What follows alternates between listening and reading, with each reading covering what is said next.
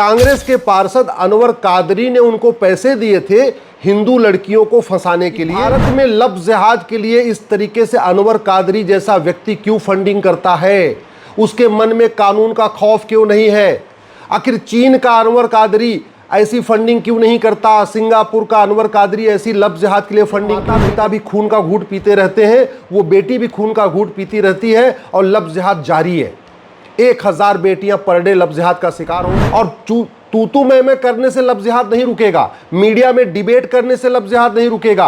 आरोप प्रत्यारोप नूरा कुश्ती करने से लफ्ज़ जिहाद नहीं रुकेगा। लफ्ज़ जिहाद रुकेगा ये घटिया 15 कानूनों को खत्म कर। भारत में किसी की जरूरत नहीं पड़ेगी कि किसी हिंदू बेटी को दोबारा फंसाने की कोशिश करेगा। तो लफ्ज़ जिहादी और उनके मददगारों पे ऑर्गेनाइज क्राइम की धारा लगाना पड़ेगा, मकोका लगाना पड़ेगा, गुजकोका लगाना पड़ेगा। अगर भारत को बचाना है तो लफ्ज़ जिहादी और उनके मददगारों की नागरिकता खत्म करना। जो ड्रग कारोबार से पैसा आता है, उससे जो फायदा हो रहा है, जो उससे पैसा लोग कमा रहे हैं, वो बाद में चंदा दे रहे हैं, उससे फंडिंग कर रहे हैं लफ्ज़ जिहादियों की। तो इसलिए ड्रग कारोबार को रोकना। अफगानिस्तान से खत्म हो गए, पाकिस्तान से खत्म हो गए, बांग्लादेश से खत्म हो गए, कश्मीर से खत्म हो गए, भारत के 9 राज्यों से खत्म हो गए, 200 जिलों से खत्म हो गए, 1500 तहसीलों से खत्म हो गए। ऐसे पूरे देश में खत्म हो जाएंगे। और जिन नेताओं के आप भरोसे बैठे हुए हैं, ये 25 साल के बाद आपकी बेटियों को बचाने नहीं आएंगे। संसद का सत्र शुरू होने वाला है। लफ्ज़ जिहाद रुक सकता है, गारंटी के साथ रुक सकता है। कानून का ड्राफ्ट मैं बना के देने के लिए तैयार हूं, लेकिन उनसे कहिए को संसद में उठाएं। मध्य प्रदेश का इंदौर, जिसको हम धर्मनगरी कहते हैं, वहां पे साहिल और अल्ताफ नाम के 2 लड़के पकड़े गए हैं। पुलिस ने उनको गिरफ्तार किया तो साहिल और अल्ताफ ने बहुत चौंकाने वाला खुलासा किया है। साहिल और अल्ताफ ने बताया कि कांग्रेस के पार्षद अनवर कादरी ने उनको पैसे दिए थे हिंदू लड़कियों को फंसाने के लिए, हिंदू लड़कियों से निकाह करने के लिए और निकाह करके उनसे वेश्यावृत्ति कराने के लिए। कांग्रेस के पार्षद अनवर कादरी इस समय फरार चल रहे हैं, पुलिस उनको ढूंढ रही है। लेकिन सवाल यह है कि भारत में लफ्ज़ जिहाद के लिए इस तरीके से अनवर कादरी जैसा व्यक्ति क्यों फंडिंग करता है? उसके मन में कानून का खौफ क्यों नहीं है? आखिर चीन का अनवर कादरी ऐसी फंडिंग क्यों नहीं करता? सिंगापुर का अनवर कादरी ऐसी लफ्ज़ जिहाद के लिए फंडिंग क्यों नहीं करता? चीन और सिंगापुर के साहिल और अल्ताफ फर्जी नाम से अकाउंट बना के वहां की बेटियों को क्यों नहीं ट्रैप करते और भारत में क्यों ट्रैप कर रहे?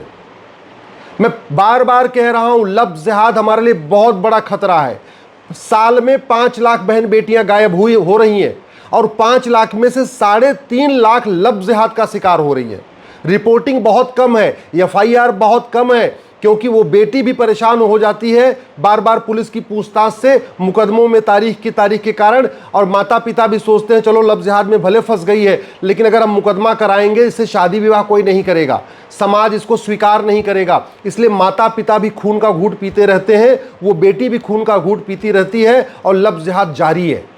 1000 बेटियां पर डे लफ्ज़ जिहाद का शिकार हो रही हैं और बहुत बड़ी मात्रा में फंडिंग आ रही है। और तू मैं करने से लफ्ज़ जिहाद नहीं रुकेगा। मीडिया में डिबेट करने से लफ्ज़ जिहाद नहीं रुकेगा। आरोप प्रत्यारोप नूरा कुश्ती करने से लफ्ज़ जिहाद नहीं रुकेगा। लफ्ज़ जिहाद रुकेगा ये घटिया 15 कानूनों को खत्म करने से। ये जो 15 घटिया कानून है, इसको जब बदल देंगे, मैं गारंटी के साथ कहता हूं 6 महीने के अंदर लफ्ज़ जिहाद खत्म हो जाएगा। भारत में किसी की जरूरत नहीं पड़ेगी कि किसी हिंदू बेटी को दोबारा फंसाने की कोशिश करेगा। ये साहिल और अल्ताफ ने फर्जी अकाउंट बनाया फेसबुक पे और इंस्टाग्राम पे। ऐसे लाखों की संख्या में साहिल और अल्ताफ हैं जो फर्जी अकाउंट बना के बैठे हुए हैं। हम कानून बना के फर्जी अकाउंट को सीरियस क्राइम क्यों नहीं डिक्लेयर कर रहे? भारतीय न्याय संहिता में एक हम चैप्टर क्यों नहीं डाल दे रहे हैं और ये उसमें गंभीर अपराध घोषित कर दें कि जो फर्जी फेसबुक अकाउंट बनाएगा, फर्जी व्हाट्सएप अकाउंट बनाएगा, फर्जी जो है अपना इंस्टाग्राम पे अकाउंट बनाएगा, या कोई भी सोशल मीडिया में जो फर्जी अकाउंट बनाएगा, उसको 10 से 20 साल सजा होगी। ऐसा कानून हम क्यों नहीं बना रहे? फर्जी, ये जो साहिल और अल्ताफ है, इन्होंने फर्जी डॉक्यूमेंट भी बनवाया हिंदू के नाम से। तो हम फर्जी डॉक्यूमेंट बनाने को गंभीर अपराध क्यों नहीं घोषित कर रहे? हम भारतीय न्याय संहिता में एक नया chapter offence relating to cheating, fraud, forgery क्यों नहीं इसमें डाल देते? Offence relating to cyber fraud एक नया चैप्टर क्यों नहीं डाल देते? हम क्यों इसमें एक फर्जी आधार, फर्जी राशन कार्ड, फर्जी ड्राइविंग लाइसेंस, फर्जी वोटर आईडी, फर्जी बर्थ सर्टिफिकेट को गंभीर अपराध घोषित कर देते और फर्जी डॉक्यूमेंट बनाना और फर्जी डॉक्यूमेंट बनवाना दोनों को सीरियस क्राइम डिक्लेयर करके दोनों की ही 100% प्रॉपर्टी जब्त करने, नागरिकता खत्म करने और उनको कम से कम 10 से 20 साल सजा देने के लिए कानून क्यों नहीं बना रहे? लफ्ज़ जिहाद गारंटी के साथ रुक जाएगा। मैं ये गारंटी लेता हूं, 6 महीने के अंदर रुक जाएगा। किसी की जरूरत नहीं पड़ेगी नाम बदलने की, किसी की जरूरत नहीं पड़ेगी फर्जी अकाउंट बनाने की, किसी की जरूरत नहीं बनेगी अपनी फर्जी पहचान दिखाने की, लेकिन कानून बदलना पड़ेगा। तू मैं से बात नहीं बनेगी। अब समय आ चुका है कि सोशल मीडिया को सीधे सीधे अकाउंट नंबर से इसको कनेक्ट किया जाए और एक व्यक्ति एक प्लेटफॉर्म पे केवल एक ही अकाउंट बना पाए और अपने असली नाम से ही अकाउंट बने। जिस नाम से उसका मोबाइल नंबर है उसी नाम से ही उसका फेसबुक अकाउंट होना चाहिए, उसी नाम से उसका इंस्टाग्राम अकाउंट होना चाहिए, उसी नाम से उसका ट्विटर अकाउंट होना चाहिए। और एक व्यक्ति को एक ऑपरेटर से एक ही कनेक्शन लेने की सुविधा होनी चाहिए। ऐसा नहीं कि कोई एयरटेल से 10 कनेक्शन ले ले और फिर बाद में जियो से भी 10 कनेक्शन ले ले एक व्यक्ति ना।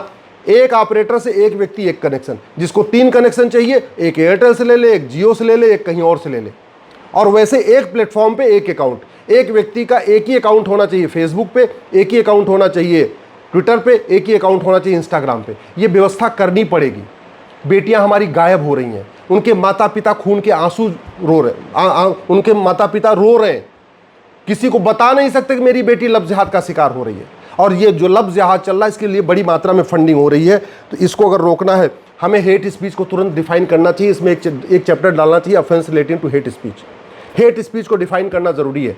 अजान की समीक्षा करना जरूरी है कि जो अजान में बातें कही जा रही हैं क्या वो ठीक है, क्या उससे रेडिकलाइजेशन बढ़ रहा है, क्या अजान के कारण पूरे देश में नफरत, पूरी दुनिया में नफरत फैल रही है, क्या जो अजान में बात कही जा रही है इससे हिंदुओं की धार्मिक भावना आहत नहीं हो रही है, जैन की धार्मिक भावना आहत नहीं हो रही है, बौद्ध की धार्मिक भावना आहत नहीं हो रही है। इसकी समीक्षा करना जरूरी है। अगर हम भारत को बचाना चाहते हैं हमें एक राष्ट्रीय एकता अखंडता आयोग बनाना पड़ेगा, एक राष्ट्रीय समता समरसता आयोग बनाना पड़ेगा। जितनी भी रिलीजियस किताबें हैं, जितनी भी मजहबी किताबें हैं, इनकी समीक्षा करना पड़ेगा। ये पता करना पड़ेगा कि कोई भी मजहबी किताब, कोई भी रिलीजियस किताब जो हेट स्पीच फैलाती हो, जो नफरत फैलाती हो, जो कन्वर्जन को प्रमोट करती हो, उसको बैन करना पड़ेगा। तब भारत बचेगा। तू मैं करने से, आरोप प्रत्यारोप करने से, नूरा कुश्ती बतौलेबाजी करने से भारत नहीं बचेगा। इसलिए कह रहा हूं अपने सांसद से जाके मिलिए। अपने क्षेत्र, आपके क्षेत्र में जो लोकसभा के सांसद हैं, राज्यसभा के सांसद हैं, उनसे जाके मिलिए और उनसे कहिए संसद में इस मुद्दे पे आवाज उठाए। लफ्ज़ जिहाद में मात्र 1% केस रिपोर्ट होता है, 1% केस में FIR होता है। बेटियां आने के लिए तैयार नहीं होती। बेटियां चाहती हैं उनका जो वीडियो बना है वो तो डिलीट हो जाए, लेकिन FIR नहीं करना चाहती। क्यों? क्योंकि पुलिस बार बार पूछताछ करने के लिए बुलाएगी। जितनी पूरी, जब तक चार्जशीट नहीं फाइल होगी बार बार गवाही करना पड़ेगा। फिर कोर्ट में मुकदमा चलेगा 10 साल 20 साल, वहां बार बार जाना पड़ेगा गवाही देने। और जब गवाही देने जाएंगी तो सामने वाला वकील क्रॉस एग्जामिनेशन करेगा, उल्टे सीधे सवाल पूछेगा, कब मिली, क्यों ऐसे आई, क्यों बुलाने पे आ गई। दुनिया भर के मतलब छीछा लेदर हो जाएगी। जितना उसकी बेइज्जती लफ्ज़ जिहाद से नहीं हो रही है, उससे ज़्यादा तो उस कोर्ट में हो जाएगी। रोज़ खबरें छपेंगी। तो क्या ये जो लफ्ज़ जिहाद में बेटियां शिकार हो रही हैं, इनको घर नहीं बसाना चाहिए? हम क्यों नहीं एक नार्को पॉलीग्राफ ब्रेन मैपिंग कानून बना देते कि लफ्ज़ जिहाद में फंसी बेटियों को कोर्ट नहीं आना पड़ेगा। सीधे सीधे जिसके ऊपर आरोप है उसका narco polygraph brain mapping test होगा और टेस्ट करके उसको सजा हो जाएगी। ये गवाहों के बयान, ये पूछताछ, ये क्रॉस एग्जामिनेशन, ये सिस्टम, सड़ा हुआ सिस्टम हम क्यों नहीं बदल रहे? आखिर भारत जब बर्बाद हो जाएगा तब पुलिस रिफॉर्म होगा क्या? भारत जब बर्बाद हो जाएगा तब जुडिशियल रिफॉर्म होगा क्या? भारत जब बर्बाद हो जाएगा तब एडमिनिस्ट्रेटिव रिफॉर्म होगा क्या? भारत से सारे हिंदू खत्म हो जाएंगे तब यहां पे इन चीजों पे चर्चा होगी? हम समस्या पे चर्चा कर रहे हैं, अस्थायी समाधान पे चर्चा क्यों नहीं कर रहे? भारत में जिस तरीके से ये लफ्ज़ जिहाद बढ़ रहा है, जानते हैं ये इसके लफ्ज़ जिहाद के लिए बाकायदा ट्रेनिंग दी जा रही है। ट्रेनिंग कहाँ दी जा रही है? सबको पता है कौन से स्कूल है। क्यों हम इसको माइनॉरिटी को डिफाइन क्यों नहीं कर रहे? माइनॉरिटी का दर्जा हम क्यों नहीं खत्म कर रहे हैं सब लोगों का?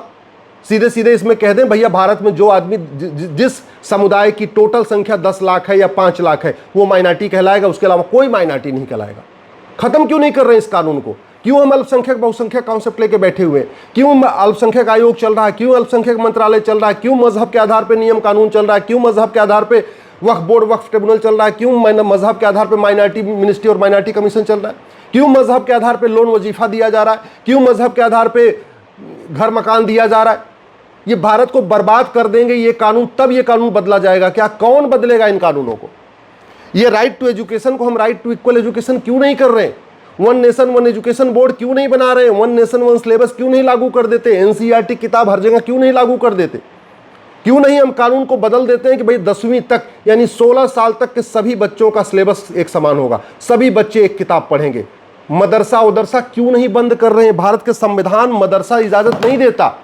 मैं पहले भी कई बार कह चुका हूं, भारत के संविधान के कहीं एक भी पन्ने पे एक भी बार मदरसा नहीं लिखा है। ये क्यों मदरसा चल रहा है? क्यों मदरसे की डिग्रियां वैलिड हो रही हैं? क्यों मदरसों की जो सर्टिफिकेट है उससे सरकारी नौकरी मिल रही है? भारत को अगर बर्बाद करना है तो एक यूनिफॉर्म पुलिस कोड लागू करना पड़ेगा, पुलिस चार्टर लागू करना पड़ेगा, तब भारत बचेगा। ये 1861 वाला जो पुलिस एक्ट है ये भारत को नहीं बचा पाएगा। भारत को बचाना है तो लफ्ज़ जिहाद को राष्ट्र की सुरक्षा के लिए खतरा घोषित करना पड़ेगा, और लफ्ज़ जिहादियों और उनके मददगारों पे, ये इमरान अनवर कादरी जैसे जो उनके लफ्ज़ जिहादियों के मददगार हैं, उनके ऊपर एनएसए लगाना पड़ेगा, तब लफ्ज़ जिहाद रुकेगा। अगर भारत को बचाना है तो लफ्ज़ जिहाद को अनलॉफुल एक्टिविटी डिक्लेयर करना पड़ेगा और लफ्ज़ जिहादियों और उनके मददगारों पर यूएपीए लगाना पड़ेगा। भारत को बचाना है तो लफ्ज़ जिहादियों और उनके मददगारों पर ऑर्गेनाइज क्राइम की धारा लगाना पड़ेगा, मकोका लगाना पड़ेगा, गुजकोका लगाना पड़ेगा। अगर भारत को बचाना है तो लफ्ज़ जिहादी और उनके मददगारों की नागरिकता खत्म करना पड़ेगा। ये कानून वहाँ सड़ा हुआ है, इसलिए आज तक किसी की नागरिकता जा नहीं रही है। लफ्ज़ जिहाद की जो सबसे बड़ी फंडिंग है वो भारत में जो भ्रष्टाचार है उसका वो मूल कारण है। जानते हैं, जो लफ्ज़ जिहाद से पीड़ित हैं वो माता पिता सामने आते नहीं, और जो लफ्ज़ जिहादी हैं उनके पास इतनी फंडिंग है कि बाद में वो थाने में पैसा देके और धारा कमज़ोर करा लेते हैं, गवाहों को खरीद लेते हैं। तो जब तक भ्रष्टाचार नहीं खत्म होगा लफ्ज़ जिहाद खत्म नहीं होगा। ये लफ्ज़ जिहादियों की फंडिंग काले धन से हो रही है और भारत में बड़ी मात्रा में काला धन पैदा हो रहा है, और उसका मूल कारण है ये घटिया ब्लैक मनी एक्ट। भारत में लफ्ज़ जिहादियों की जो फंडिंग होती है हवाला के ज़रिए होती है, और उसका मूल कारण हवाला इसलिए कारोबार चल रहा है क्योंकि हवाला विरोधी कानून हमारा महा घटिया है, महा सड़ा हुआ है। भारत में लफ्ज़ जिहादियों को बेनामी फंडिंग होती है। कई बार उनको कैश में पैसा आता है, कई बार उनके लिए कहीं दूसरों उनके माता पिता के नाम पे मकान खरीद दिया जाता है, बाकी और भी उनको बेनामी फंडिंग होती है, और उसका मूल कारण है ये हमारा घटिया कानून। हम अगर आधार प्रॉपर्टी को आधार से लिंक कर दें तो बेनामी लेन देन रुक जाएगा। लफ्ज़ जिहादियों को बहुत बड़ी मात्रा में विदेशों से फंडिंग आती है, और विदेशों से फंडिंग कराने के लिए ही एफसीआरए कानून कांग्रेस ने बनाया था। जब तक एफसीआरए कानून ख़त्म नहीं होगा फंडिंग नहीं बंद होगी, और फंडिंग नहीं बंद होगी तो लफ्ज़ जिहाद बंद नहीं होगा। भारत में लफ्ज़ जिहाद की फंडिंग ड्रग कारोबार के ज़रिए हो रही है। जो ड्रग कारोबार से पैसा आता है उससे जो फ़ायदा हो रहा है, जो उससे पैसा लोग कमा रहे हैं, वो बाद में चंदा दे रहे हैं, उससे फंडिंग कर रहे हैं लफ्ज़ जिहादियों की। तो इसलिए ड्रग कारोबार को रोकना ज़रूरी है। लफ्ज़ जिहादियों की फंडिंग जो वक्फ प्रॉपर्टी से पैसा कमा रहे हैं ना, वहाँ से भी फंडिंग आ रही है। लफ्ज़ जिहादियों की जो फंडिंग होती है वो कैश में होती है। तो जब तक हम कैश नहीं रोकेंगे तब तक लफ्ज़ जिहाद नहीं रुकेगा। जब तक 100 रुपये से बड़ी नोट बंद नहीं करेंगे, 5000 रुपये से महंगे सामान का कैश लेन देन बंद नहीं करेंगे, प्रॉपर्टी को आधार से लिंक नहीं करेंगे, और आय से अधिक संपत्ति 100% जब्त करने, नागरिकता खत्म करने, आजीवन कारावास फांसी देने के लिए कानून नहीं बनाएंगे, जब तक झूठी गवाही को गंभीर अपराध घोषित नहीं करेंगे, लफ्ज़ जिहादियों का narco polygraph brain mapping test करके उनको आजीवन कारावास फांसी देने के लिए कानून नहीं बनाएंगे, तब तक लफ्ज़ जिहाद नहीं रुकेगा। और लफ्ज़ जिहाद नहीं रुका तो याद रखना, जैसे अफगानिस्तान से ख़त्म हो गए, पाकिस्तान से ख़त्म हो गए, बांग्लादेश से ख़त्म हो गए, कश्मीर से ख़त्म हो गए, भारत के 9 राज्यों से ख़त्म हो गए, 200 जिलों से ख़त्म हो गए, 1500 तहसीलों से ख़त्म हो गए, ऐसे पूरे देश में ख़त्म हो जाएंगे। और जिन नेताओं के आप भरोसे बैठे हुए हैं, ये 25 साल के बाद आपकी बेटियों को बचाने नहीं आएंगे। अपनी बेटियों की चिंता है, अपने परिवार की चिंता है,